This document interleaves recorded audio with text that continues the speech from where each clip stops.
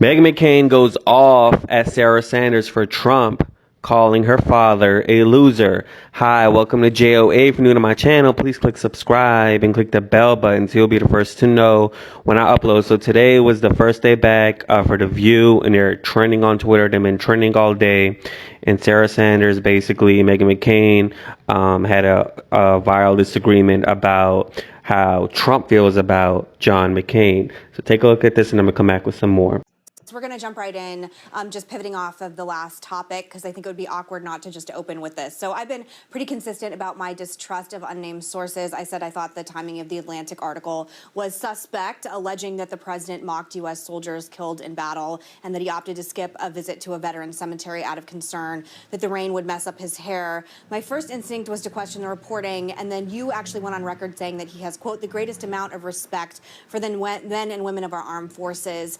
And the problem, as I said before, is that the president has a consistent history and pattern of saying incendiary things about people like my father, about people like the Khan family, about people like Colonel Vindman. And if this charge had been leveled anonymously against any other politician, I think people would second guess it. But because it's about someone who has this kind of record of insulting veterans, people tend to believe it, which is why I think it has legs. So I just want your perspective on it. And I want to know if you understand my and other people's perspective on it. And look, it may not matter. He got a big chunk of the veterans vote in the last election. He could very well do it again. But I think character and principle in this still matter.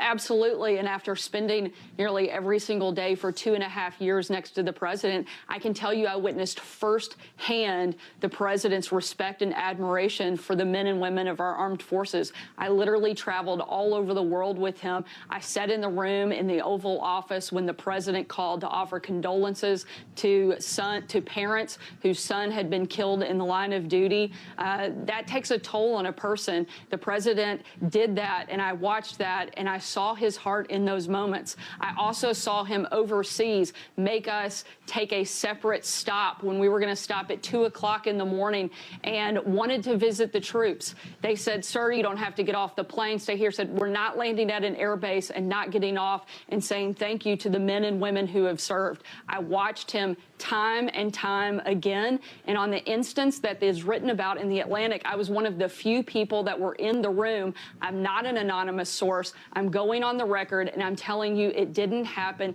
That's not who this president is, and that's not how he feels about the men and women who serve in our military. So to be honest with you guys, I mean, this is going to sound wrong, but I really don't care if Donald Trump called Meghan McCain's father a loser, because for one, I'm not a fan of a man who at first denounced the holiday of Martin Luther King Jr.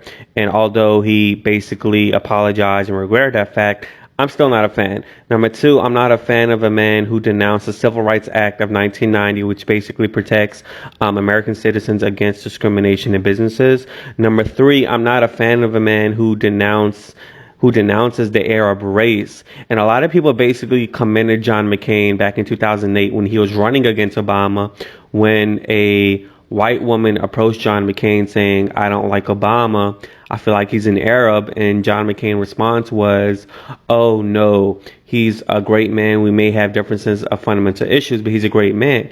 Had that been 10 years later, had that been 2018 or above, where social media is very high on the rise, I believe this would have basically causing a backlash of John McCain, and it wouldn't have looked as something great that he said, because he's known for that moment, and he's known for that moment of being great. And on The View, a few times Meghan McCain mentioned this, and she didn't say Arab, she said Muslims. She said when the white woman basically approached John McCain and said, Obama's a Muslim. And either way, that's still Islamophobic, regardless of saying an Arab or if you're saying Muslim, because there's a high percentage of Arab that are Muslims, besides being Christian or even Jewish and whatnot. So I'm not a fan because of that. I'm also not a fan of a man whose great-great-grandfather who owned slaves in Teac, Mississippi, and the plantation, according to sources, still exists to this day. You know, in my opinion, I'm just not a fan of a man who's basically polished on camera, but off camera, you know, he's known for saying racial remarks. You know, he said racial remarks towards an Iranian president on Twitter at one point. You know, he also is known for saying racial remarks towards people in Vietnam and, you know, to the Vietnamese people. And, you know, I don't care for him. I mean, isn't Cindy McCain the alleged mistress and that birth Meghan McCain? Oh, Jesus, put her back in her tummy. Please put Meghan McCain back in Cindy McCain's tummy. So she's the reason why Meghan McCain is here, because she is the alleged mistress. So, and, you know, Meghan McCain basically sent out a tweet thanking Sarah Huckabee Sanders for joining The View today. We do not agree on every issue, but you're a talented, hardworking, conservative woman, and I have respect for any person brave enough to join our panel and answer hard questions. Best of luck on your book tour, baby. You know, Ben Dominich told Meghan, you better send out that tweet. Let them know we need Trump. I need money to fund my Federalist website. And then Sarah Huckabee Sanders tweeted, she says, no surprise, The View tried to cut me off when I started exposing the pattern of unchecked mob and Democrat-run cities. Read the truth of our fight against the liberal mob in my new book, available now. Speakformyself.com. And girl, you was talking too much. You kept going on the whole page. You talked too much. There's you, and then there's 5 other hosts, and you know, there's Sarah Haynes, who's basically useless as hell. And a lot of people are finally seeing what I was talking about. A lot of people are tweeting about that girl, saying why is she on The View? Where's Ana Navarro? So you were talking too much, okay? And in my whole hard opinion, like I said, I don't care about, you know, another white man calling another white man a loser. I mean, do you? Anyways, y'all, hit me up on my Twitter page. I'm gonna link that in the video here. Jordan Show, and I'm trying to get 100 followers.